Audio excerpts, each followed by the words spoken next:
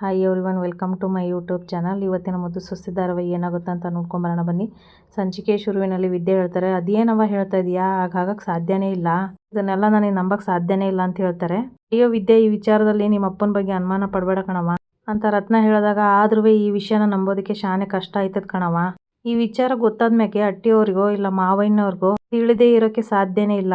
ಅದು ಅಲ್ಲದೆ ವಿಚಾರ ಮಾಡದೆ ಹೆಣ್ಮಗಳನ್ನ ಮದುವೆ ಮಾಡಿ ಕೊಟ್ಬಿಡ್ತಾರೇನವ ಅಂತ ವಿದ್ಯೆ ಹೇಳ್ತಾರೆ. ನೋಡವ, ಹೊರಗಡೆಯಿಂದ ನೋಡಿದಾಗ ಎಲ್ಲ ಚೆನ್ನಾಗಿ ಕಾಣಿಸುತ್ತೆ, ಒಳಗಿರೋ ಸತ್ಯ ಎಲ್ರ ಕಣ್ಣಿಗೂ ಕಾಣೋದಿಲ್ಲ. ಆಮೇಲೆ ಇಂಥ ವಿಚಾರ ಹೊರಗೆ ಬಂದಿಲ್ಲ ಅಂದ್ರೆ ಹೆಂಗ್ ತಾನೇ ತಿಳ್ಕೊಳಕ್ ಸಾಧ್ಯ ಹೇಳು. ಇನ್ನೊಂದು ಮಾತು ಕಣವ, ಇಂಥ ವಿಚಾರದಲ್ಲಿ ನಿಮ್ಮಪ್ಪ ಸುಳ್ಳು ಹೇಳಕ್ಕಿಲ್ಲ. ಆಗ ವಿದ್ಯೆ ಹೇಳ್ತಾರೆ, ಅಯ್ಯೋ ಮದ್ವೆ ಮಾತುಕತೆ ಆಗೋಗ್ಬಿಟ್ಟೈತೆ, ಎಲ್ಲ ಸಿದ್ಧತೆನೂ ಮಾಡ್ಕೊತಾ ಇದಾರ ಕಣವ ಅಂತ ವಿದ್ಯೆ ಹೇಳಿದಾಗ, ಇನ್ನೂ ತಾಳಿ ಕಟ್ಟಿಲ್ಲ ಅಲ್ವೇನೆ, ನೋಡು ಅತಿಯಾದ ನಂಬಿಕೆನೂ ಕೆಲವೊಂದ್ಸಲ ಮುಳುವಾಗ್ಬಿಡುತ್ತೆ, ಅವ್ರ ವಿಚಾರದಲ್ಲೂ ಆಗಿರೋದು ಹಂಗೆಯ, ಇನ್ನೂ ತಡ ಮಾಡಬೇಡ ಅಂತ ರತ್ನ ಹೇಳ್ತಾ ಇರ್ತಾರೆ. ವಿದ್ಯಾ ಹಾಗೆ ರತ್ನ ಅವ್ರು ಮಾತಾಡ್ತಾ ಇರ್ಬೇಕಾದ್ರೆ ಹೋಟೆಲ್ ಓನರ್ ಅಲ್ಲಿಗೆ ಬರ್ತಾರೆ. ವಿದ್ಯಾನ ನೋಡಿದ್ರೆ ವಿದ್ಯೆ ಕಾಣಿಸ್ತಾ ಇರಲ್ಲ, ಎಲ್ಲೋದ್ಲಿ ಹುಡುಗಿ ಕೆಲಸ ಮಾಡೋದ್ ಬಿಟ್ಟು ಒಂಚೂರು ಜವಾಬ್ದಾರಿನೇ ಇಲ್ಲ ಅಂತ ಹೇಳ್ತಾರೆ. ಇವಾಗ ಏನವ ಮಾಡೋದು ಅಂತ ವಿದ್ಯೆ ಹೇಳ್ತಾರೆ. ಮೊದ್ಲೇ ಈ ಮದ್ವೆ ಕಣ್ಮಣಿಗೆ ಒಂಚೂರು ಇಷ್ಟ ಇಲ್ಲ, ಹಂಗಾದ್ರೆ ಒಳ್ಳೇದೇ ಆಯ್ತಲ್ಲ ಬಿಡು ಅಂತ ಹೇಳ್ತಾರೆ ರತ್ನ. ನೀನು ಈ ವಿಷಯನ ಹೇಳಿ ಮದ್ವೆ ಆಗ್ದಂಗ್ ನೋಡ್ಕೋ ಅವ್ವ, ನಾನು ಈಗಿರೋ ಪರಿಸ್ಥಿತಿಲಿ ಯಾರಿಗೆ ಏನೇ ಹೇಳಿದ್ರು ನನ್ನ ಮಾತು ನಂಬೋದಿಲ್ಲ, ಕೇಳಕ್ಕಿಲ್ಲ ಕಣವ. ಹಂಗ ಅಂದ್ಬಿಟ್ಟು ಆ ಮಗಿ ಬಾಳ ಹಾಳಾಗ್ಬೇಕು ಅಂತ ಹಂಗೆ ಬಿಡ್ಬೇಡ ಕಣವ. ಆಗ ವಿದ್ಯೆ ಹೇಳ್ತಾರೆ, ಅದಕ್ಕೆ ನಾನು ಅವಕಾಶ ಮಾಡ್ಕೊಡಕ್ಕಿಲ್ಲ ಕಣವ, ಹಿಂಗಾದ್ರೂ ಮಾಡಿ ಈ ವಿಚಾರನ ಅವ್ರ ಹತ್ರ ಮಾತಾಡ್ತೀನಿ. ಸರಿ, ಮೊದ್ಲ ಕೆಲಸ ಮಾಡೋ ಅಳಿಯಂದ್ರು ಏನಾದ್ರು ಮಾಡ್ತಾರೆ ಅಂತ ರತ್ನ ಹೇಳ್ತಾ ಇರ್ಬೇಕಾದ್ರೆ ಹೋಟೆಲ್ ಓನರ್ ಅವ್ರ ಇಬ್ರ ಹತ್ರ ಬರ್ತಾರೆ. ಅಲ್ಲ ಕಣವ, ಹೋಗ್ಬರೋ ಗಾಡಿಗೆ ಬಾವುಟ ತೋರ್ಸು ಅಂತ ನಿಲ್ಸಿದ್ರೆ ಇಲ್ಲಿ ಬಂದ್ ಕತೆ ಹೊಡಿತಾ ಇದೀಯಾ? ಇಲ್ಲ ಅಣ್ಣ, ಹುಸಿ ಮಾತಾಡ್ಬೇಕಾಗಿತ್ತು, ನಾನೇ ಕರ್ಕೊಂಬಂದೆ ಅಂತ ರತ್ನ ಹೇಳ್ತಾರೆ. ಆಟಕ್ಕೂ ನೀನ್ ಯಾರಮ್ಮ ಅಂತ ಓನರ್ ಕೇಳಿದಾಗ, ನಾನು ವಿದ್ಯಾರಮ್ಮ ಅಂತ ಹೇಳ್ತಾರೆ. ನಾನು ನೋಡ್ಕೊಂಡು ಮಾತಾಡ್ಸ್ಕೊಂಡು ಹೋಗೋಣ ಅಂತ ಬಂದೆ. ಕೆಲಸ ಮಾಡೋ ಜಾಗದಲ್ಲಿ ಏನಮ್ಮ ನಿಮ್ಮ ಮಾತು, ಇದೆಲ್ಲ ನಿಮ್ ಮನೇಲಿ ಇಟ್ಕೊಳ್ಳಿ, ಏನೋ ಒಳ್ಳೆ ಹುಡುಗಿ ಅಂತ ಕೆಲಸ ಕೊಟ್ರೆ ಹೀಗೆ ಕಾಲ ಕಳೀತಾ ಬಂದ್ಬಿಟ್ಟಲ್ಲ.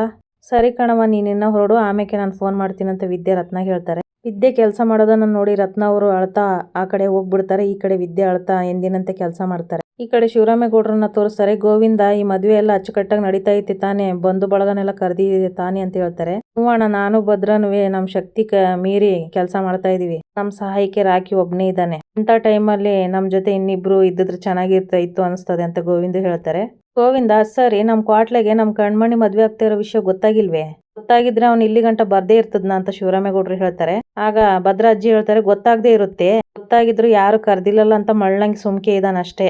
ಅಲ್ಲ ಮೋಹನ, ನಾನು ಮೀಟಿಂಗ್ ಅದು ಇದು ಅಂತ ಬ್ಯುಸಿಯಾಗಿರ್ತೀನಿ, ನೀವನ ಫೋನ್ ಮಾಡಿ ಕರಿಬೇಕು ತಾನೆ ಅಂತ ಹೇಳ್ತಾರೆ ಶಿವರಾಮೇಗೌಡ್ರು. ಏನೋ ಒಂದ್ ಮಾತು ಬರುತ್ತೆ ಹೋಗುತ್ತೆ, ಅದನ್ನೇ ಮನ್ಸಲ್ಲಿ ಇಟ್ಕೊಂಡು ಹೋದ್ರಾಯ್ತದೆ. ಗೋವಿಂದ, ನೀನು ಅವ್ನಿಗೆ ಫೋನ್ ಮಾಡಿ ಬರಕ್ ಹೇಳು ಅಂತ ಹೇಳ್ತಾರೆ ಶಿವರಾಮೇಗೌಡ್ರು. ಈ ಕಡೆ ಕ್ವಾಟ್ಲೆನ ತೋರಿಸ್ತಾರೆ. ಫೋನ್ ರಿಂಗ್ ಆಗಿದ ತಕ್ಷಣ, ಓಹೋ ಚಿಕ್ಕಮಾವಯ್ಯ ಅಂದ್ರು ಫೋನ್ ಮಾಡಿದ್ದಾರೆ, ಹೇಳ್ ಚಿಕ್ಕಮಾವಯ್ಯ ಅಂತ ಹೇಳ್ತಾರೆ ಕ್ವಾಟ್ಲೆ.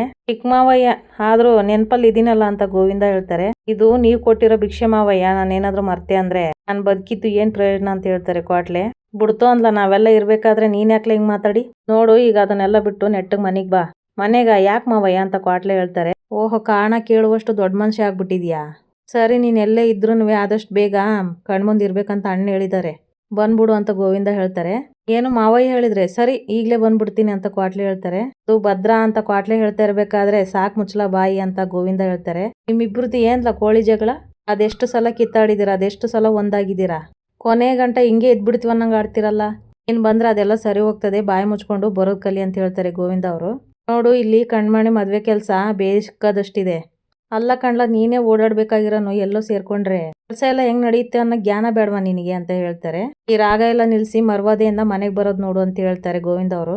ಸರಿ ಮಾವಯ್ಯ, ಬರ್ತೀನಿ ಅಂತ ಕ್ವಾಟ್ಲೆ ಹೇಳ್ತಾರೆ. ಈ ಕಡೆ ನೋಡಿದ್ರೆ ಭದ್ರ ಫೋನಲ್ಲಿ ಮಾತಾಡ್ತಾ ಇರ್ತಾರೆ. ಭಟ್ರಿಗೆಲ್ಲ ಹೇಳಿದ್ರೆ ತಾನೇ ಅಡಿಗೆಲಿ ಒಂದ್ ಸ್ವಲ್ಪನೂ ಕುಂದು ಕೊರತೆ ಆಗ್ಬಾರ್ದು, ಇಲ್ಲಿಗೆ ಬಂದು ಏನಾದ್ರೂ ಕಿತಾಪತಿ ಮಾಡ್ಕೊಂಡ್ಬಿಟ್ಟಾರು ಅಂತ ಹೇಳ್ತಾರೆ ಭದ್ರ. ಅಣ್ಣ, ಹಂಗೆ ವಾದಿದವ್ರಿಗೆ ಹೇಳು, ಕೇಳ್ದವ್ರೆಲ್ಲ ಹಂಗೆ ತಲೆ ದೂಗ್ತಾ ಇರ್ಬೇಕು ಅಂತ ಫೋನಲ್ಲಿ ಮಾತಾಡ್ತಾ ಇರ್ಬೇಕಾದ್ರೆ ಈ ಕಡೆ ನೋಡ್ರೆ ವಿದ್ಯೆ ಹಾಸಿಗೆ ಸಿದ್ಧ ಮಾಡ್ತಾ ಇರ್ತಾರೆ ಮಲ್ಗೋದಿಕ್ಕೆ ಅಂತ. ಒಟ್ನಲ್ಲಿ ನನ್ ತಂಗಿ ಮದ್ವೆ ಧೂಮ್ ಧಾಮ್ ಅಂತ ನಡಿಬೇಕು ನೋಡು.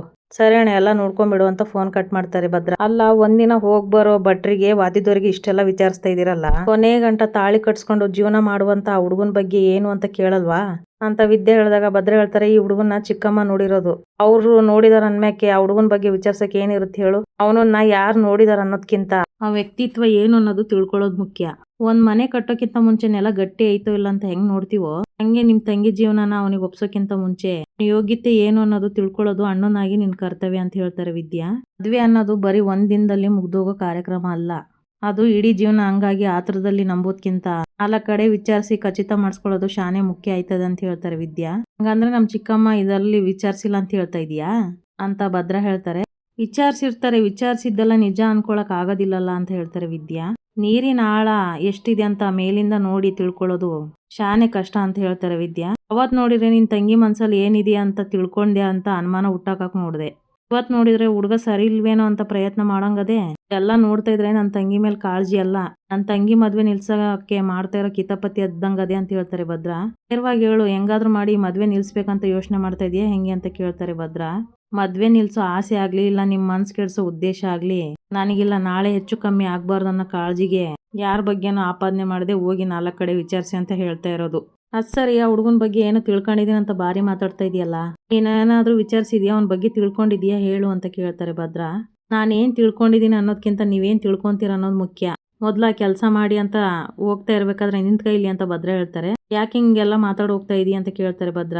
ಹೋಗಿ ವಿಚಾರಿಸಿ ಮುಂದುವರಿರಂತ ಹೇಳ್ದೆ ತಾನೆ, ಅದಕ್ಕೆ ಹೇಳ್ತಾ ಇರೋದು, ವಿಚಾರ್ಸಕ್ ಏನೈತಿ ಹೇಳು ಅಂತ ಹೇಳ್ತಾರೆ ಭದ್ರ. ಅವನು ಸರಿ ಇಲ್ಲ, ನೀವ್ ಅನ್ಕೊಂಡ್ರಂಗೆ ಅವ್ನ್ ಗುಣವಂತ ಅಲ್ಲ. ನಮ್ ಕಣ್ಮಣಿ ಕೈ ಹಿಡಿಯೋದಿಕ್ಕೆ ಅವ್ನಿಗೆ ಯಾವ ಅರ್ಹತೆನೂ ಇಲ್ಲ, ಯೋಗ್ಯತೆನೂ ಇಲ್ಲ ಅಂತ ಹೇಳ್ತಾರೆ ವಿದ್ಯಾ. ಏನ್ ಹೇಳ್ತಾ ಇದೀಯ ನೀನು, ಅವ್ನ್ ಸರಿ ಇಲ್ಲ ಅಂತ ನಿನ್ಗೇನ್ ಗೊತ್ತು ಅಂತ ಹೇಳ್ತಾರೆ ಭದ್ರ. ನೀನೇನಾದ್ರೂ ಕಣ್ಣಾರ ಕಂಡಿದ್ಯಾ ಅಥವಾ ನಿನ್ಗೆ ಯಾರಾದ್ರೂ ಹೇಳಿದಾರ ಅಂತ ಭದ್ರ ಹೇಳ್ತಾರೆ. ಹೌದು, ಕಂಡಿರೋ ನಮ್ಮ ಅಪ್ಪಯ್ಯನೇ ಅವ್ರ ಬಗ್ಗೆ ಹೇಳಿರೋದು. ಎಲ್ಲ ಎಕ್ಸ್ಪ್ಲೇನ್ ಮಾಡಿ ವಿದ್ಯಾ ಹೇಳ್ತಾರೆ. ಈ ಮಾತನ್ನ ದಾರಿಲಿ ಹೋಗೋರು ಯಾರೇ ಹೇಳಿದ್ರು ನಂಬ್ತಾ ಇದ್ನೇನೋ, ಅಪ್ಪನಂತ ಸುಳ್ಗಾರ ಮೋಸಗಾರ ಹೇಳಿದ ಮಾತನ್ನ ನಾನು ಯಾವುದೇ ಕಾರಣಕ್ಕೂ ನಂಬಕ್ಕಿಲ್ಲ ಅಂತ ಹೇಳ್ತಾರೆ ಭದ್ರ. ಆಟಕ್ಕೂ ಬೇರೆಯವ್ರ ಬಗ್ಗೆ ಸರ್ಟಿಫಿಕೇಟ್ ಕೊಡೋದಕ್ಕೆ ನಿಮ್ಮ ಅಪ್ಪಗ ಏನ್ ಯೋಗ್ಯತೆ ಇರತ್ತೆ? ಎಲ್ಲರೂ ನಿಮ್ಮನೆಯವ್ರಂಗೆ ಮೋಸ ಮಾಡಿ ಸುಳ್ಳು ಹೇಳಾರಂತ ಅನ್ಕೊಂಡಿದೀರಾ? ಎಲ್ಲ ನನ್ ತಲೆ ತುಂಬಿ ಚೆನ್ನಾಗ್ ನಡೀತಿರೋ ಮದ್ವೆ ನಿಲ್ಸ್ಬೇಕಂತಿದೀಯಾ? ಇದಕ್ಕೆಲ್ಲ ಭದ್ರ ಅವಕಾಶ ಕೊಡಕ್ಕಿಲ್ಲ ಅಂತ ಹೇಳ್ತಾರೆ. ಇದು ನಿಮ್ ತಂಗಿ ಮದ್ವೆ, ಇದ್ರಲ್ಲಿ ಮೂಗ್ ತೂರ್ಸೋ ಅಧಿಕಾರ ನಮ್ಗಿಲ್ಲ. ಹಳೇದೇ ಮನ್ಸಲ್ಲಿ ಇಟ್ಕೊಂಡು ನಿಮ್ ತಂಗಿ ಜೀವನನ ಬಲಿ ಕೊಡ್ಬೇಡಿ ಅಂತ ಹೇಳ್ತಾರೆ ವಿದ್ಯೆ. ಈ ಕಡೆ ನೋಡಿರೋ ಕ್ವಾಟ್ಲೆ ಮನೆ ಹತ್ರ ಬಂದಿರ್ತಾರೆ. ಭದ್ರನ್ ಜೊತೆ ಜಗಳ ಮಾಡ್ಕೊಂಡು ಹೋಗಿರೋದ್ ನೆನ್ಪ್ ಮಾಡ್ಕೊಂಡಿರ್ತಾರೆ ಕ್ವಾಟ್ಲೆ ಅವರು. ಎಲ್ಲ ಪಕ್ಷದವರು ಬರ್ತಾರೆ, ಯಾರಿಗೂ ಏನು ತೊಂದ್ರೆ ಆಗ್ಬಾರ್ದು ಅಂತ ಗೋವಿಂದ ಹತ್ರ ಹೇಳ್ತಾ ಇರ್ಬೇಕಾದ್ರೆ ಕ್ವಾಟ್ಲೆನ ಸಡನ್ ಆಗಿ ನೋಡ್ಬಿಟ್ಟು ಅವ್ರ ಹತ್ರ ಬರ್ತಾರೆ. ಅಪ್ಪ ಹೇಳ್ತಾರೆ, ಕ್ವಾಟ್ಲೆ ಅಣ್ಣಯ್ಯ ಯಾಕೆ ಇಲ್ಲಿ ನಿಂತಿದ್ದೀರಿ, ನಡೀರಿ ಒಳಕ್ಕೆ ಅಂತ ಹೇಳ್ತಾರೆ. ಯಾಕ್ಲ ಇಲ್ಲಿ ನಿಂತ್ಕೊಂಡಿದ್ದಿ, ಒಳಗ್ ಕಳ್ಸೋದಕ್ಕೆ ಸಾಹೇಬ್ರಿಗೆ ಏನಾದ್ರೂ ಆರತಿ ಮಾಡ್ಬೇಕೇನೋ ಅಂತ ಕೇಳ್ತಾರೆ ಶಿವರಾಮೇಗೌಡರು. ಇಲ್ಲ ಕ್ವಾಟ್ಲೆ, ನಿನಗೆ ಸ್ವಾಗತ ಮಾಡಕ್ಕೆ ಬ್ಯಾಂಡ್ ಗಿಂಡು ತರ್ಸ್ಲಿಲ್ಲ ಅಂತ ಬೇಸರ ಮಾಡ್ಕೊಂಡಿದ್ಯಾ ಹೆಂಗೆ ಅಂತ ಕೇಳ್ತಾರೆ ಗೋವಿಂದ ಅವರು. ಆಗ ಮನೆಯವರೆಲ್ಲ ಒಂದ್ ಕಡೆ ಸೇರಿರ್ತಾರೆ. ಕ್ವಾಟ್ಲೆನ ನೋಡ್ಬಿಟ್ಟು ಭದ್ರಾಜಿ ಹೇಳ್ತಾರೆ, ಈ ಮನೆಗೆ ಬರೋದಕ್ಕೆ ಅಷ್ಟೊಂದು ಬಿಗುಮಾನ್ವಿ ಅಂತ ಕೇಳ್ತಾರೆ. ಹೋಗಿ ವಿರೋಧ ಪಕ್ಷದ ಜೊತೆಗೆ ಸೇರ್ಕೊಂಡು ಅವ್ನು ಈಗ ಯಾಕೆ ಬಂದಿದ್ಯಾ ಅಂತ ಸಾವಿತ್ರಿ ಕೇಳ್ತಾರೆ. ಶಿವರಾಮೇಗೌಡರು ಹೇಳ್ತಾರೆ, ಸಾವಿತ್ರಿ ನಿನ್ ಬಾಯಿ ಸುಮ್ಕೆ ಇರ್ಕಲ್ಲ ಅಂತ ಹೇಳ್ತದೆ. ಅವನಿಗೆ ಫೋನ್ ಮಾಡಿ ಬರಕ್ ಹೇಳಿದ್ ನಾನೇ, ಅದಕ್ಕೆ ಅವ್ನು ಬಂದಿದ್ದಾನೆ. ಹಂಗಲ್ಲಣ್ಣ, ಅವತ್ತು ಮರಿ ಕುಯ್ದು ಹರಕೆ ಒಪ್ಸಕ್ ಹೋಗಿದ್ದಿನ ಅವ್ರ ಕುಟ್ಟೆ ಸೇರ್ಕೊಂಡು ಮೈ ಊಟ ಮಾಡ್ಕೊಂಡು ಬೈಕಲ್ಲಿ ಎಷ್ಟೆಲ್ಲ ಮಾತಾಡ್ದಂತ ನೀನೇ ನೋಡ್ಲಿಲ್ವೇ ಅಂತ ಹೇಳ್ತಾರೆ ಸಾವಿತ್ರಿ. ಅವತ್ತು ನೀವು ಅಲ್ಲ ಹಂಗಾಡಿದ್ರೆ ಅವ್ನು ಹಂಗಾಡ್ದ ಅಂತ ಶಿವರಾಮೇಗೌಡರು ಹೇಳ್ತಾರೆ. ನೀವು ನಮ್ ಪಕ್ಷನ ವಿರೋಧ ಪಕ್ಷನ ಹೇಳ್ಬಿಡು ಅಂತ ಈಶ್ವರಿ ಹೇಳ್ತಾರೆ. ಮಾವೇನ್ ತರ ನಾನು ಯಾವತ್ತು ನ್ಯಾಯದ ಪಕ್ಷವನು ಅಂತ ಹೇಳ್ತಾರೆ ಕ್ವಾಟ್ಲೆ. ಅದೆಲ್ಲ ಸರಿ ಕಾಣ್ಲಾ, ಭದ್ರನ್ಗೂ ನಿನಗೂ ಮನಸ್ತಾಪ ಬಂದು ಮಾತ್ ಬಿಟ್ರೆ ನಂತವ್ ಬಂದ್ ಹೇಳ್ಬೇಕು ತಾನೆ, ಅದು ಬಿಟ್ಬಿಟ್ಟು ಮನೆ ಬಿಟ್ಟು ಹೋದ್ರೆ ಅದ್ಯಾಂಗ್ಲ ಆಯ್ತದೆ ಅಂತ ಕೇಳ್ತಾರೆ. ಶಂಸು ಮಾವಯ್ಯ, ನೀನು ನನಗೆ ದ್ಯಾವ್ರ ಸಮಾನ, ಆದ್ರೆ ಅವತ್ತು ಅಣ್ತಮ್ಮನ್ ಮಾತಿಂದ ನನ್ ಶಾನೆ ನೋವಾಗೋಯ್ತು, ಅದಕ್ಕೆ ಆ ನೋವಲ್ಲಿ ಹೊಂಟೋದೆ. ಇನ್ಯಾವತ್ತು ಹಿಂಗ್ ಮಾಡಕ್ಕಿಲ್ಲ ಮಾವಯ್ಯ ಅಂತ ಕ್ವಾಟ್ಲೆ ಹೇಳ್ದಾಗ, ಸರಿ ಭದ್ರನಿಗೆ ಫೋನ್ ಮಾಡೋಂತ ಗೋವಿಂದಕ್ಕೆ ಶಿವರಾಮೇಗೌಡರು ಹೇಳ್ತಾರೆ. ಅಷ್ಟರಲ್ಲಿ ಭದ್ರ ಅಲ್ಲಿಗೆ ಬರ್ತಾರೆ. ಏನ್ ಚಿಕ್ಕಪ್ಪ ಬರಕ್ ಹೇಳಿದ್ರಂತೆ ಅಂತ ಭದ್ರ ಕೇಳಿದಾಗ, ಯಾಕೆ ಮಗ, ಪಕ್ಕದಲ್ಲಿ ಯಾರು ಬಂದವ್ರಂತ ಗೊತ್ತಾಯ್ತಾ ಇಲ್ವಾ ಅಂತ ಶಿವರಾಮೇಗೌಡರು ಹೇಳ್ತಾರೆ. ಅಟ್ಟಿಗೆ ಬಂದಿರೋ ಗೆಳೆಯನ್ನ ಮಾತಾಡ್ಸ್ದಂಗ ಹಂಗ ನಿಲ್ಸಿದ್ಯಾ ಅಪ್ಪಯ್ಯ, ಅವ್ರು ಇವಾಗ ಶಾನೆ ದೊಡ್ಡವರಾಗ್ಬಿಟ್ಟಿದ್ದಾರೆ, ಅವ್ರಿಗೆಲ್ಲ ಈ ಗೆಳೆಯ ನೆನ್ಪಿಲ್ಲ ಅಂತ ಹೇಳ್ತಾರೆ ಭದ್ರ. ಇಬ್ರಿಗೆ ಏನಾಗೈತಿ, ಸಣ್ಣದ್ರಿಂದ ಜೀವಕ್ ಜೀವ ಕೊಟ್ಟು ಬೆಳೆದಿದ್ದೀರಾ, ಒಂದ್ ಮಾತ್ ಬರ್ತದೆ ಒಂದ್ ಮಾತ್ ಹೋಗ್ತದೆ, ಅದನ್ನ ಮನ್ಸಲ್ಲಿ ಇಟ್ಕೊಂತಾರೇನ್ಲಾ? ಗೆಳೆತನ ಮಧ್ಯದಲ್ಲಿ ಮಾತು ಯಾವತ್ತೂ ಮುಖ್ಯ ಆಗ್ಬಾರ್ದು, ಆಗ್ಲೇ ನಿಮ್ ಗೆಳೆತನ ಎಷ್ಟು ಗಟ್ಟಿ ಅಂತ ಎಲ್ರಿಗೂ ಗೊತ್ತಾಗೋದು ಅಂತ ಹೇಳ್ತಾರೆ ಶಿವರಾಮೇಗೌಡರು. ಭದ್ರ, ನನ್ ಮಾತಿಗೆ ಬೆಲೆ ಕೊಟ್ಟು ಅಟ್ಟಿಗೆ ಬಂದಿರೋನು ಮಾತಾಡ್ಸೋದು ನಿನ್ ಕರ್ತವ್ಯ, ಅವನನ್ನ ಮಾತಾಡ್ಸ್ಲಾ ಅಂತ ಹೇಳ್ತಾರೆ ಶಿವರಾಮೇಗೌಡರು. ಏನ್ಲ ಕ್ವಾಟ್ಲೆ, ಇನ್ನೂ ನನ್ ಮೇಲೆ ಕೋಪ ಕಮ್ಮಿ ಆಗಿಲ್ವೇನ್ಲಾ ಅಂತ ಭದ್ರ ಕೇಳ್ತಾರೆ. ಅಳ್ತಾ ಕ್ವಾಟ್ಲೆ ಅವರು ಅಣ್ತಮ್ಮ ಅಂತ ತಪ್ಕೊಂತಾರೆ ಭದ್ರ ಅವ್ರನ್ನ. ಅಣ್ತಮ್ಮ ಸಂದಾಗಿದ್ಯಾ ಅಂತ ಕ್ವಾಟ್ಲೆ ಕೇಳಿದಾಗ, ನೀನ್ ಇಲ್ದೆ ನಾನ್ ಹೆಂಗ್ಲ ಚೆನ್ನಾಗಿರ್ತೀನಿ ಅಂತ ಹೇಳ್ತಾರೆ ಭದ್ರ. ಲೇ ಕ್ವಾಟ್ಲೆ, ನಾನೇನು ಬಾಯ್ ತಪ್ಪಿ ಅಂದ್ಬಿಟ್ಟೆ, ಬಾಯಿ ಮುಚ್ಕೊಂಡು ಬಾರ್ಲಾ ಅಂತ ಕರೆದ್ರೆ ಸಾಕಂತ ಕಾಯ್ತಾ ಇದ್ದೆ ಅಣ್ತಮ್ಮ. ಲೇ ಹಳೇದೆಲ್ಲ ಬಿಡ್ಲಾ, ಇನ್ಮೇಕೆ ನೀನ್ ಬಂದಿದ್ಯಲ್ಲ, ನೋಡೆತ್ತಿನಂಗೆ ಯಾವತ್ತು ಜೊತೆಯಾಗೆ ಇರ್ವಾ, ಇಬ್ರು ನಿಂತ್ಕೊಂಡು ನಮ್ ತಂಗಿ ಮದ್ವೆನ ಧೂಮ್ ಧಾಮ್ ಅಂತ ಮಾಡೋಣ ಅಂತ ಭದ್ರ ಹೇಳಿದಾಗ ಮತ್ತೆ ಇಬ್ರು ಕೈ ಕೊಟ್ಕೊಂಡು ಹಗ್ ಮಾಡ್ಕೋತಾರೆ.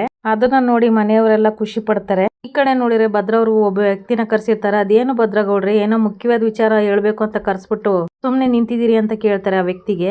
ಅದೇನು ಇಲ್ಲಣ್ಣ, ಈ ವಿಚಾರವ ನಿಮ್ಮ ಹತ್ರ ಹೆಂಗ್ ಕೇಳೋದಂತ ಅಷ್ಟೇ, ಕೇಳಿದ್ಮೇಲೆ ನನ್ನ ಬಗ್ಗೆ ತಪ್ಪು ತಿಳ್ಕೊಬೇಡಿ. ಏನಿಲ್ಲ, ಹುಡುಗನ ಬಗ್ಗೆ ನಿಮ್ಗೆ ಏನ್ ಅನ್ಸುತ್ತೆ ನೇರವಾಗಿ ಹೇಳಿ ಅಣ್ಣ ಅಂತ ವ್ಯಕ್ತಿ ಕೇಳ್ತಾರೆ ಭದ್ರ. ವಿಷಯ ನಮ್ಮಿಬ್ರು ಮಧ್ಯನೇ ಇರ್ಲಿ ಅಂತ ಹೇಳಿ ಭದ್ರ ಹೇಳಿದಾಗ, ನಿಮ್ ಮಾತ್ ಕೇಳ್ತಾ ಇದ್ರೆ ಏನೋ ಗಂಭೀರವಾದ ವಿಷಯನೇ ಇರಬೇಕು. ಏನ್ ಹೇಳಿ ಅಂತ ವ್ಯಕ್ತಿ ಕೇಳ್ತಾರೆ. ಏನು ಇಲ್ಲ ಅಣ್ಣ, ನಮ್ ತಂಗಿಗೆ ದಿಢೀರಂತ ಸಂಬಂಧ ಗೊತ್ತಾಗಿ ಹುಡುಗ ಒಳ್ಳೆಯವನಂತ ಮದ್ವೆನೂ ಫಿಕ್ಸ್ ಮಾಡ್ಬಿಟ್ವಿ. ಟೈಮ್ ಸ್ವಲ್ಪ ಕಮ್ಮಿ ಇದ್ದಕ್ಕೆ ಅವ್ರ ಮನೆಯವ್ರ ಬಗ್ಗೆ ಆಗಿ ಹುಡುಗನ್ ಬಗ್ಗೆ ಆಗ್ಲಿ ತಿಳ್ಕೊಳಕ್ಕೆ ಆಗ್ಲಿಲ್ಲ. ನೀವು ನೋಡಿದ್ರೆ ಅವ್ರಿಗೆ ಹತ್ರವಾದಾರ, ಅದಕ್ಕೆ ಆ ಹುಡುಗನ ಬಗ್ಗೆ ಏನಾದ್ರು ಗೊತ್ತೈತ ಅಂತ ಕೇಳಿದೆ ಅಂತ ಹೇಳ್ತಾರೆ. ಏನಿಲ್ಲ ಭದ್ರೇಗೌಡ್ರೆ, ಸಂಬಂಧದ ಬಗ್ಗೆ ಎರಡು ಮಾತಾಡಂಗಿಲ್ಲ, ತುಂಬಾ ಒಳ್ಳೆಯವರು ಅಂತ ಹೇಳ್ತಾರೆ. ಆಗ ಹುಡುಗನ ಬಗ್ಗೆ ಎಲ್ಲ ವಿಚಾರಿಸ್ಕೊಂಡು ಭದ್ರ ಅವರು ಖುಷಿ ಪಡ್ತಾರೆ, ಒಳ್ಳೆ ಮಾತಂದರು ಅಂತ. ಇಲ್ಲಿಗೆ ಈ ಸಂಚಿಕೆ ಮುಗಿಯುತ್ತೆ. ಯಾರೆಲ್ಲ ನನ್ನ ಚಾನಲ್ ನೋಡ್ತಿದ್ದೀವಿ ದಯವಿಟ್ಟು ಸಬ್ಸ್ಕ್ರೈಬ್ ಮಾಡ್ಕೊಳ್ಳಿ. ಹಾಗೆ ಒಂದು ಲೈಕ್ ಶೇರ್ ಮಾಡಿ. ವಿಡಿಯೋ ನೋಡಿದ್ದಕ್ಕಾಗಿ ಧನ್ಯವಾದಗಳು.